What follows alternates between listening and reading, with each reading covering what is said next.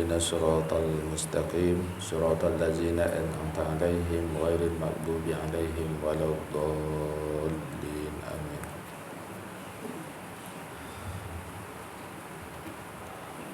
أعوذ بالله السميع العليم من الشيطان الرجيم. بسم الله الرحمن الرحيم. الحمد لله رب العالمين والعاقبة للمتقين ولا عدوان إلا على الظالمين. اللهم صل على سيدنا محمد الفاتح لما أغلق والخاتم لما سبق وناصر الحق بالحق والهادي إلى صراطك المستقيم وعلى آله وصحبه حق قدره ومقداره العظيم. رب اشرح لي صدري ويسر لي أمري واحلل عقدة من لساني يفقهوا قولي. Rabbi yassir wa la tu'assir, Rabbi tamim bil khairi bi rahmatika ya arhamar rahimin. Subhanallah wa bihamdihi adada khalqihi wa ridha nafsihi wa zinata arshihi wa midada kalimatih. Yang dihormati lagi dikasihi Tuan Pengerusi Masjid, Tuan Imam, Bilal, semua ahli jawatan kuasa masjid, para asatizah, tuan-tuan guru, ustaz, ustazah, tuan-tuan haji, puan-puan hajah, hadirin muslimin muslimat serta ayahanda dan bonda yang dirahmati Allah sekalian. Apa khabar semua malam ni? Alhamdulillah. Tamanya marilah sama-sama kita merafakkan setinggi-tinggi rasa syukur kehadrat Allah Subhanahu wa taala kerana pada malam ini kita masih lagi dipilih oleh Allah Subhanahu wa taala untuk menjadi tetamunya di dunia ini. Mudah-mudahan kita harap Allah sentiasa memilih kita untuk menjadi tetamunya di dunia ini. Mudah-mudahan nanti apabila kita dibangkitkan di padang mahsyar, sudilah kiranya Allah memilih kita semua untuk menjadi tetamunya yang eksklusif, insya-Allah. Amin, Allahumma amin.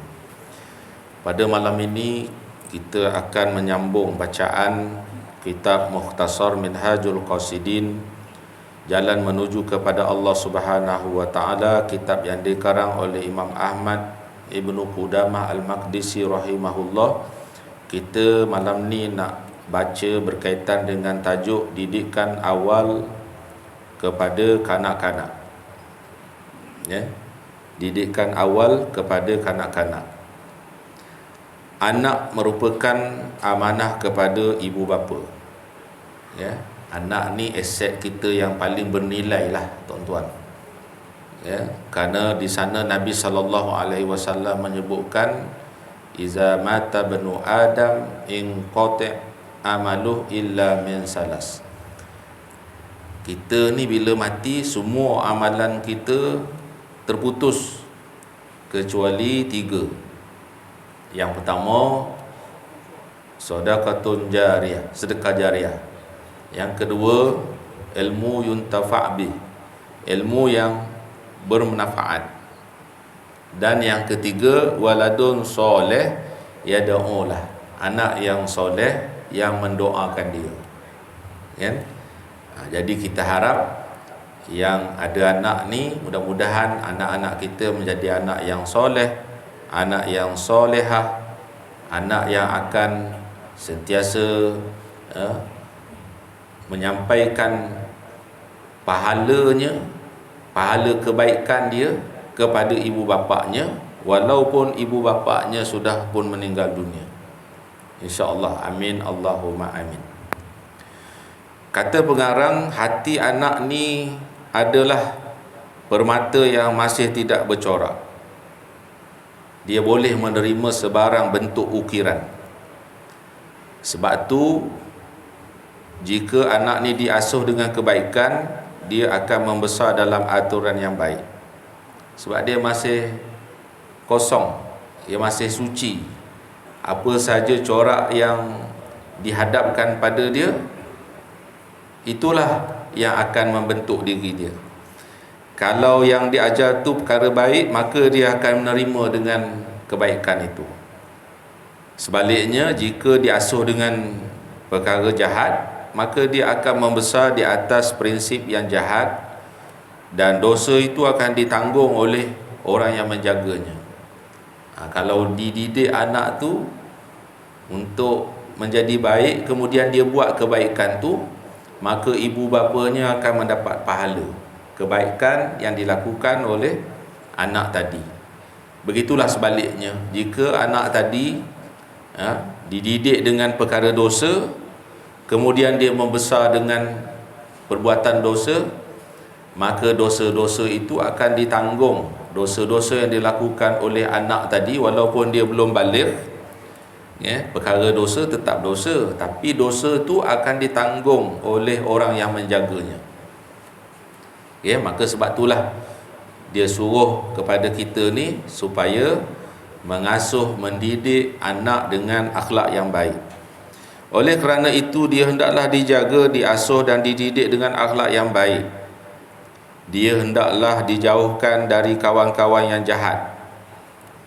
Tengok kawan-kawan dia kalau tak berapa nak okey akhlaknya, cuba jauhkan daripada dia berkawan dengan kawan-kawan yang jahat. Dan tidak boleh membiasakan dirinya dengan bermacam keseronokan. Di sini pun kata pengarang, kalau boleh jangan biasakan anak ni dengan hidup yang seronok, berseronok-seronok, kan? Begitu juga jangan menyuanya dengan segala macam bentuk kemewahan. Betul dah dulu ibu bapa kita didik kita dengan cara tak mewah, kan? Walaupun dia boleh nak bagi kemewahan, tapi dia nak didik anak dia, didik kita lah waktu tu, untuk tak hidup dalam keadaan mewah, supaya bila ibu bapa sudah tidak ada, anak-anak ni dia pandai berdikari, dia tidak mengharap kepada harta yang ditinggalkan oleh ibu bapanya semata untuk meneruskan kehidupan di dunianya. Kalau sekiranya anak ni tadi dibiasakan dengan hidup yang mewah, nanti dia ni, kata pengarang, anak ni akan menghabiskan umurnya dengan mencari perkara-perkara yang mewah. Dia tak boleh rasa susah sikit, kan? Susah je mengeluh, kan? Susah je merungut. Walhal tak adalah susah sangat pun. Contohnya minta tolong buang sampah, dia merungut dah, kan? Dia berasa macam tu tak selesa kat dia. Walhal kalau ingat kita dulu, ibu bapa kita didik kita bukan setakat sampah, kan? Bapak segala sampah, kan? Habis rumah ni, kalau buat masa gotong royong tu, kan, habislah sampah-sampah, segala mak nenek sampah semua keluar. Bukan setakat sampah seplastik kecil tu, kan? Tapi anak-anak sekarang ni kebanyakannya lah, kan, kalau nak buat aktiviti gotong royong, membersihkan rumah pun macam payah aja, ada je halnya. Sudahnya mak dia lah yang banyak, ayah tolong sikit-sikit, kan? Mak dia lah yang banyak dia buat kerja gotong royong, bersihkan rumah. Kita tengok rumah kita sekarang ni sedemikian rupa kerana ada isteri kita, kan? Ada isteri kita yang banyaknya lah, dari segi kebiasaannya. Ada juga suami ni yang memang ia jenis pembersih, dia tak boleh tengok rumahnya bersepah apa semua, tapi lazimnya isteri lah, suami ada juga yang mungkin suami-suami tuan-tuan di sini ni, semuanya yang pembersih, suka tengok rumah ni dalam keadaan kemas, tidak bersepah, tidak bersampah, kan, tidak berdebu. Ini mungkin yang kat sini ni semuanya macam tu. Tapi yang lazimnya, kalau yang kat luar sana tu banyak kita tengok dia sibuk dengan urusan pekerjaan, mencari nafkah dan sebagainya, maka dia tak banyak masa lah untuk nak mengemas-ngemas rumah ni, kan. Sebab tu tanggungjawab nak mengemas rumah ni memang kepada isteri lah, lebihnya, kan? Tapi kalau isterinya pun bekerja juga, itu yang kadang-kadang terpaksalah ambil orang gaji kan untuk nak tolong bersih-bersihkan rumah, lipat baju, ada. Ataupun panggil lah siapa-siapa. Memang ada orang ni dia pergi ke rumah ambil upah basuh kain, pergi ke rumah ambil upah ngemah-ngemah rumah, kan? Sebab suami isteri ni tak sempat, kerana dua-dua ni sibuk mencari apa? Nafkah ni kepada suami. Isteri ni dia bantu ekonomi keluarga, maka dia pun turut sibuk mencari pendapatan. Dalam kitab ini kata pengarang Imam Ahmad Ibn Qudamah rahimahullah, dia kata anak sepatutnya dikawal semenjak kecil lagi. Ini biasa tuan-tuan, yang disebut ni kita biasa dengar. Tak apalah, kita ulang balik semula. Mudah-mudahan apa yang kita dengar ni boleh kita ambil maklum, bagi tahu semula kepada anak-anak kita yang telah pun berkeluarga dan sebagainya.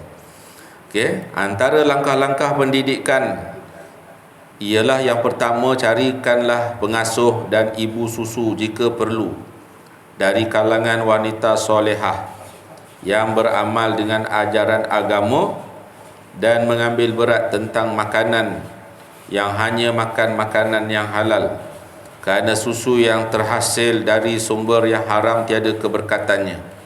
Apabila ada tanda-tanda kematangan, yakni mumayyiz, iaitu dimulai dengan adanya perasaan malu, maka itulah tanda kecerdasan yang memberi berita baik tentang kesempurnaan akalnya ketika balik nanti. Perasaan malu ini memainkan peranan penting dalam proses pendidikannya. Ini yang pertama. Carilah pengasuh dan ibu susu dari kalangan wanita solehah. Maksudnya cari wanita yang solehah untuk menjadi isteri dan menjadi ibu kepada anak kita, kan? Kita ni dah ada isteri, habis tu macam mana kena cari seorang lagi ke macam mana? Kalau yang ada tu tak solehah, tak payah cari lain tuan-tuan. Tak payah cari lain. Kira ajak yang ada tu untuk sama-sama datang majlis ilmu. Mudah-mudahan keberkatan hadir pada majlis ilmu, terutama perkara yang membincangkan tentang ini, akhirnya akan menjadikan isteri itu isteri yang solehah. Tu kalau yang nak cari seorang lagi itu kalau sekiranya dia ada kelebihan tertentu, tu tak ada masalah, Tapi bukan itulah alasan nampak gayanya abang kena cari seorang lagi lah pasal awak tak solehah, kan? Itu bukan alasan dia.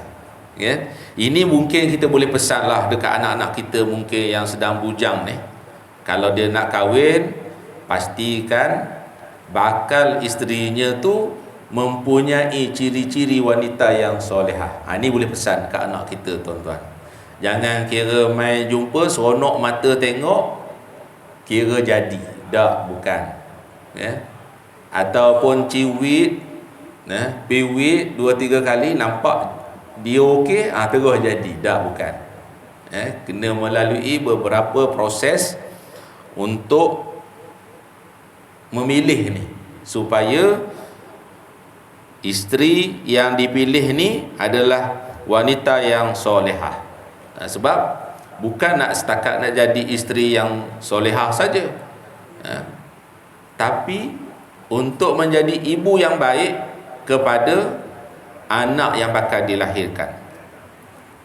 Baik, yang kedua, kata pengarang, sifat pertama yang mula menguasai kanak-kanak ialah lahap terhadap makanan. Tengok, kalau anak ni yang makan tu tamak, kan? Kena ingatkan, tak boleh makan secara macam tu. Kena ingat, kena ajarkan kat dia adab makan. Kadang-kadang kan memang kita tengok budak kecil makan 3 ketul ayam. Hak 2 ketul tu dia pegang, hak 1 tu duduk ngap. Tu nampak gaya lahap tu. Kalau tak diajar, tak diberi tahu adab makan, dia membesar dengan cara macam tu lah, ya. Memang sifat dia akan begitu, tapi kalau diajar dengan adab yang betul, dia elok. Dia tahu, ya. Kita dulu pun ingatlah masa kecil-kecil kan, lempeng tu, makan lempeng kan, mak-mak kita dulu kan, makan pagi ni dia buat lempeng, rebus ubi kayu kan. Cuma anak kita sekarang ni lah, bawa balik lempeng ni apa abah? Dia tanya kita kan, lempeng. Lempeng dia tak berapa ada selera. Ingatkan pizza. Kalau pizza jalan, kalau lempeng tak berapa nak boleh masuk, ya. Ni anak-anak zaman sekarang lah kan. Tapi kalau kita tengok ada juga tempat-tempat tu, kalau ada lempeng, ada roti canai, lempeng laku, roti canai kurang sambutan, ya. Dulu macam mana cara kita makan lempeng? Macam mana cara yang dikatakanlah hak makan lempeng ni? Sekeping tu dia seorang kan, dia pegang dah siap sekeping tu, patut dia cubit sikit-sikit, suaplah dalam mulut. Tu tak lahap. Yang lahapnya pegang dia sekeping tu, dia makan seorang-seorang. Itu lahap. Kalau ayam 2-3 ketul dia pegang. Ni lahap. Sebab tu mesti diajar dengan adab makan. Sesekali mestilah dilatih dengan makan. Contohnya kalau makan roti je, kan? Tak ada cicah kuah ke, tak ada lauk ke apa kan. Kena biasakan juga macam tu. Kalau tidak, nanti dia akan rasa mana lauk dia. Makan roti ni tak ada kuah ke, tak ada lauk ke? Tak, kuah tak ada, lauk tak ada. Kalau macam tu tak boleh makan, dia kata. Sebab tu kena latih kan. Ada masa ketika makan roti saja, tanpa lauk, tanpa kuah, supaya untuk melenyapkan anggapan pada dia kalau makan roti mesti ada lauk, mesti ada kuah, baru boleh nama kata makan roti tadi. Ataupun kanak-kanak itu juga hendaklah diberi gambaran buruk tentang tabiat banyak makan. Diumpamakan sikap itu seperti tabiat binatang, makan tak berhenti-henti kan. Kalau binatang tu memang tak berhenti dia makan. Kalau kita tengok lembu yang kita nak sembelih buat korban kan, tak berhenti makan. Memanglah nama pun binatang kan. Selagi itulah dia makan. Walaupun kejap lagi nak kena sembelih. Tapi manusia ni dia kena berbeza. Tapi anak-anak ni dia tak tahu, tuan-tuan. Sebab tu kalau dulu, ingat tak, ayah kita beli satu tin biskut, sekali adab je kan, sekali adab je. Tapi dia nasihatkan pada anak dia nasihatkan pada kita, jangan makan sekali habis, esok ada lagi nak makan kan. Hari ni makan sikit, esok makan sikit, esok nak makan lagi kan. Kalau buat kan, dulu kan tin jenis besar tu kan, bukan tin kecil macam sekarang ni. Dulu tin tu boleh pulangkan balik, dapat duit. Kalau ingatlah dululah kan. Sekarang tak tahu ada ke lagi tin biskut satu tin besar macam tu kan. Dah lama tak nampak tengok kan dekat supermarket tin kecil-kecil je. Kalau dulu tu memang satu tin besar tu kan. Habis biskut tu tadi, pergi balik semula kedai, dengan tin tu dapat balik semula duit, deposit tin biskut tu. Ada lagi tak sekarang ni? Ada kan? Bayang tuan-tuan, tin sebesar tu, kalau mak dengan ayah dulu tak beringat, memang kita sekali adab je makan. Selagi tak habis selagi tak habis cicah makan kan. Tapi kerana mak nasihat, makan hari ni jangan lupa besok. Esok ada lagi, esok tak ada benda nak makan. Kalau makan belaka hari ni, kita pun makanlah bertengah, makanlah secara jimat kan. Walaupun kalau ikutkan satu tin sekali adab tu boleh kan. Satu tin tu boleh sekali adab. Tapi mak pesan, itu adab, dia ajar adab. Yang seterusnya, kanak-kanak juga hendaklah digalak memakai pakaian putih, bukan yang kotor dan tercemar, ataupun memakai sutera jika anak itu lelaki. Hendaklah ditanam dalam hatinya bahawa pakaian sutera adalah kebiasaan kaum wanita. Orang perempuan boleh pakai kain sutera, orang lelaki tak boleh. Yang seterusnya, kanak-kanak juga hendaklah dilarang bergaul bebas dengan rakan sebaya yang telah terasuh dengan sikap suka bermewah-mewah. Kadang-kadang kan kawan-kawan anak kita tu dia hidup secara mewah. Kena pesan dekat dia, nasihat dekat dia, kalau boleh tak payahlah kawan dengan dia kalau boleh, kan?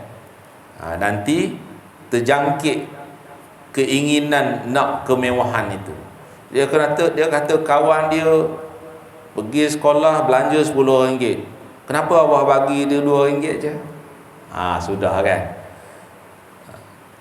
Kalau kita tengok cerita Indon tu, banyak pengajarannya. Anak balik sekolah awal. Kenapa balik sekolah awal ni? Anak dia tengok atas bawah muka mak ayah dia. Dia kata bukanlah dia ni nak balik awal, tapi sebab dia tak ada buku. Dia tak ada buku, cikgu suruh balik beli buku. Kan? Kena pula keluarga dia miskin. Ayah tak cukup pendapatan nak belikan buku untuk anak dia. Tapi bila dia balik, dia cakap macam tu kan. Tak apalah, maksudnya bukanlah dia menuntut. Cuma dia kata, bila ayah dia tanya kenapa balik awal sekolah ni, dia kata bukan saya nak balik awal, tapi saya terpaksa balik awal ni sebab cikgu suruh beli buku. Anak sekarang ni dia lain. Kenapa tak nak pergi sekolah? Dia kata kawan dia semua belanja RM10 sehari, dia RM2. Itu sekolah rendah. Sekolah menengah pula, kenapa tak mau pergi sekolah? Kawan dia semua pergi naik motor, kan? Dia kena naik bas, malu dengan kawan dia. Itu nak tak nak pun kena mak ayah ni keluarkan duit simpanan, belilah motor, dengan harapan bila dah belikan motor ni, anak ni naklah pergi sekolah. Contoh dia macam tu lah kan. Saya kawan dengan kawan-kawan yang ada macam-macam ni. Sebab tu kalau ada di kalangan anak-anak kita lah, cucu-cucu kita ke, kawan dia tu hidup secara mewah, berseronok-seronok tu, kena bagi nasihat dekat dia supaya tidak terjangkit perasaan mahu kepada hidup secara mewah ini. Hendaklah diajarkan kepadanya Al-Quran, hadis, dan juga kisah-kisah orang yang baik-baik. Ajarkan Quran. Kalau tak boleh ajarkan Quran, hantarlah dia mengaji, tuan-tuan. Hantarlah dia belajar Al-Quran dan hadis, kisah-kisah orang yang baik-baik. Yang ni ibu bapa kena ada masa jugalah, mai duduk sini, duduk kat rumah kan, sama-sama kan, buat sedikit majlis ilmu. Carilah buku kisah sahabat ke, kisah Nabi, macam satu kumpulan kita tengok kan, dia baca kisah-kisah para sahabat. Itu bagus, tuan-tuan, untuk diperdengarkan kisah-kisah orang-orang soleh, kisah-kisah tentang sahabat. Sebab anak-anak ni dia mudah masuk. Walaupun kita baca je, kita bacakan je cerita ni, dia ingat lama. Ingat dulu masa sekolah, tuan-tuan masa kecil-kecil. Saya ni banyak malam ni nak mengajak tuan-tuan balik semula kepada zaman kecil-kecil dulu, kan? Ada cikgu kita, ada ustaz kita, kalau dia mengajar, dia mesti akan cerita. Cerita tu, kalau saya sampai hari ni masih ingat cerita dia tu. Kita dengar cerita, diam kelas. Bak cerita semua diam kelas. Masa belajar tu dia ada bising-bising sikit lah. Ni pengalaman kalau siapa yang jadi cikgu dalam ni, dia tahu. Kan kalau masa bab cerita tu semua anak murid ni dengar tak berbunyi tuan-tuan. Penuh perhatian dia. Dan dia dengar tu dia ingat. Sebab otak dia masih fresh. Segala yang dimasukkan apa cerita dalam pemikirannya semua masuk dan lekat lama. Ya. Cerita Nabi Ibrahim, cerita Nabi Adam, cerita Nabi Idris, cerita Nabi Nuh, habis semua cerita Nabi ni tuan-tuan. Dia mesti ambil sedikit masa daripada tempoh belajar ni, ya, mungkin dalam 10 minit untuk bercerita, ya, cerita. Sehingga memang kita ni kalau masuk kelas ni, kalau boleh nak dengar cerita je, tak mau belajar kan, pasal seronok dengar cerita ni tadi. Tu ibu bapa kita semualah, kalau ada anak-anak yang masih kecil lagi tu, ini masa yang sangat baiklah untuk memperdengarkan kisah-kisah orang soleh, kisah-kisah cerita Rasul dan Nabi ni, ya. Baca je, tak payah hurai tuan-tuan. Baca je kisah Nabi Adam, kisah Iskandar Zulkarnain, kisah Yasir, Sumayyah. Baca je, tak payah kita nak susah hurai. Sebab benda tu bila anak-anak yang kecil ni dia dengar, dia mudah masuk, lekat dalam ingatan dia, ya.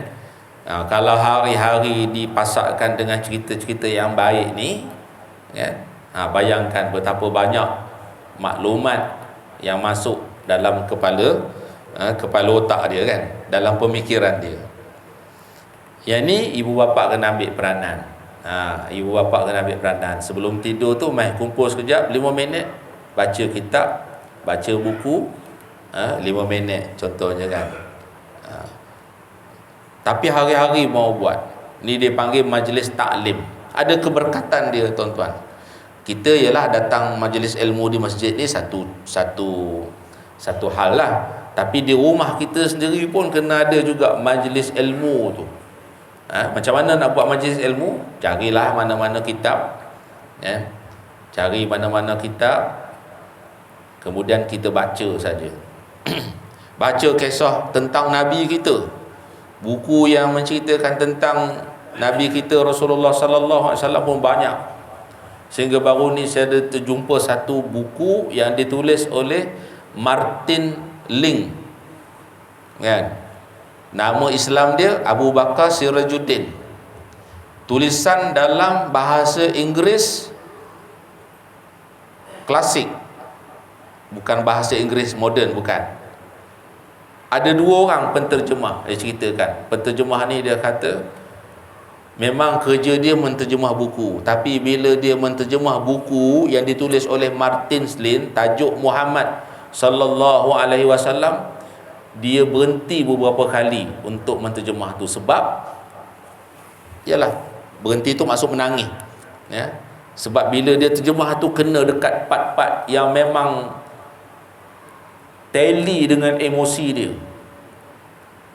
Maksudnya Martin Lin ni satu orang penulis yang sangat, ya, walaupun dia sebutlah dia ni bukan orang yang paling layak untuk menulis tentang cerita Rasulullah ni, tapi dia usahakan untuk menulis.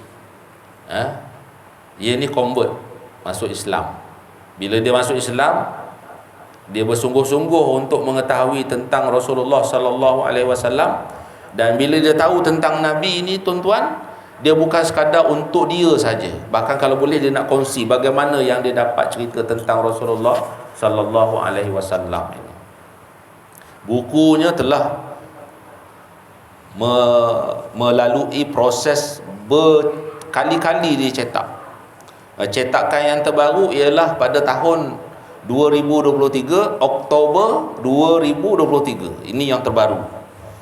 Ini kalau boleh setiap rumah kita bagi ada buku ni,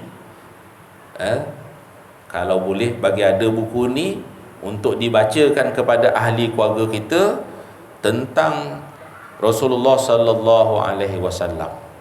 Bukan hanya cerita Maulidun Nabi ni masa Maulid Nabi, ya kan? Bukan. cerita tentang Rasul ni pada bila-bila masa, setiap hari, ya, supaya tumbuh perasaan sayang, kasih, cinta kepada Nabi sallallahu alaihi wasallam. Nanti tuan-tuan try cari, secara online pun boleh dapatkan buku tu, ya. Harganya lebih kurang RM76 lah harganya. Tak mahal sangat, RM76 je. Boleh insya-Allah kan. Sangat bagus tuan-tuan buku tu. Saya baru baca sikit pun saya dah berasa. Bukan baca sikit lah, makna kita dah baca sikit, tapi hasil daripada sebab apa nak cari buku tu, kerana apa yang berlaku kepada dua orang yang menterjemah ni, kan?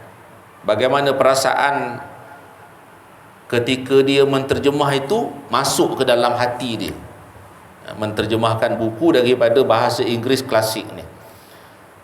Makna penulis itu memang dekat betul lah dia dengan Allah Subhanahu Wa Taala, kan. Sebab tu dalam konteks hidup kita ni tuan-tuan, bila kita tengok orang buat benda tak betul, tak baik, kita tak boleh hina dia, kita kena doakan dia supaya perkara yang tak betul tu akan dibetulkan. Seumpama macam anak kita lah, anak kita yang masih kecil macam ni, kalau dia buat salah, kan, kena nasihat, kena cakap dengan percakapan yang paling berhikmah. Tak boleh main lepas, kan, mentang-mentang dia kecil, kan, tambah-tambah anak tu dia dekat-dekat, abang dengan adik ni dekat-dekat, kan. Abang lah selalu jadi mangsa kena marah. Adik buat salah pun abang kena marah. Abang buat salah, tentu dah abang kena marah, kan. Sudahnya persepsi yang lahir dalam pemikiran dia buat apa pun tak ada yang betul dalam dia punya pemikiran, kan. Sebab dia tak, masa dia tak salah pun kena marah, masa dia salah memang kena marah juga. Mak ayah ni pula kadang-kadang keluarkan bahasa kau-kau, kan, marah ke anak ni. Sedangkan pada waktu itu tak boleh. Kalau kita ikut apa yang dipesan oleh agama kita ni, tak boleh marah anak waktu dia sedang kecil ni, kan. Anak yang tak berdosa apa, dia ni ahli syurga ni, kalau mati tapi jenuh dah kena marah. Yang marah dia ni macam-macam kejahatan buat pada Allah, kan. Adakah patut orang yang buat macam-macam dosa marah kepada anak yang tak berdosa? Anak yang belum capai umur baligh ni tak ada dosa, tuan-tuan. Seumpama kita sebut tadilah, kalau diajar, dididik dengan ajaran yang baik, dia buat kebaikan, pahalanya akan dapat kepada ibu bapa dia, kan. Mana tak rugi suruh anak kecil-kecil itu semayang, berakhlak dengan akhlak yang baik. Sebab kebaikan yang dilakukan oleh anak-anak ni tadi semuanya akan diberi kepada ibu bapa dia. Sebaliknya, kalau anak ni buat benda tak baik, ya, anak ni tak dosa. Yang berdosa ialah penjaganya, yakni ibu bapa dia. Tak pasal-pasal, kan. Dosa ibu bapa ni banyak dah. Lepas tu nak tanggung pula lagi dosa-dosa yang dilakukan oleh anak-anak yang masih kecil ni, sebab tak dididik dengan cara yang baik. Lepas tu mak ayah ni pula marah ke dia. Adakah patut ibu bapa dia yang banyak dosa dengan Allah ni marah kepada anak dia yang tak ada dosa? Tak patutlah, kan. Walaupun betul kita nak marah dia buat benda yang bercanggah dengan kehendak kita, memang kita nak marah, tapi kena kontrol lah. Nak marah pun kena guna bahasa ayat yang, sebab bila dia dengar tu, ini nanti dia akan belajar, kan. Dia akan gunakan ayat tu balik semula kepada orang lain, kan. Dia ingatkan boleh sebab mak ayah dia cakap macam tu. Rupanya dari segi agama kita tak boleh, kan. Habis yang dia boleh cakap macam tu, macam mana? Dia belajar daripada ibu bapa dia. Na'udzubillahi min zalik. Okay? Jadi kena ajar kepada anak ni Al-Quran, ajar hadis, bacakan kisah orang yang baik agar tertanam di dalam hatinya perasaan kasih kepada orang-orang yang soleh. Ya? Jangan ajar anak menghafal puisi, syair, lirik, lagu, apatah lagi lagu-lagu yang berunsurkan kecintaan kepada makhluk, kan? Ataupun lagu lirik lagu cinta yang mengasyikkan, kan? Apa contoh dia? Ku pegang erat tanganmu. Ku pegang erat tanganmu. Ya. Dia dah kahwin ke belum? Dah. Kalau cerita lagu tu bukan dia kahwin, tu kekasih, kan? Di dermaga bisu, mana dia dating kat mana tu? Itu dia buat lagu, kan? Orang sedang bercinta, dengar lagu tu, feeling habislah. Sekarang dia panggil healing, kan? Healing dia dengar lagu tu, habis lah, kan? Ni memang kalau boleh, kan, jangan ajar, jangan ajar, tapi ajarlah supaya dia hafal hadis, hafal Quran, kan? Anak-anak kita ni memang, kalau tuan-tuan yang ada anak belajar di hafazan Quran ni, sekejap je hafal Quran, tuan-tuan. 2 tahun setengah habis 30 juzuk. Kalau dia masuk pusat tahfiz tu, betul lah, kan? 2 tahun setengah, lebih-lebih pun 3 tahun. Cepat hafal Quran. Berapa? 30 juzuk. Ingat, senang ke tuan-tuan hafal Quran ni? Tapi anak-anak kita ni, insya-Allah kalau masukkan dia dekat channel itu, sekejap je 30 juzuk. Yang lambat kita memang lambat. Surah Ad-Duha pun tak ingat-ingat. Bukan tuan-tuan, ni cerita secara umum je lah, kan? Surah Ad-Duha ni ingat tengah, pangkal lupa, hujung tak ingat. Ataupun ingat awal, tengah lupa, hujung lagi tak ingat. Ataupun ujung je ingat, yang ayat akhir tu je ingat, ya? Yang awal tu jenuh fikir, tak mari-mari apa nak sebut. Ni kebanyakan kita lah, termasuk saya juga lah yang sebut, kan?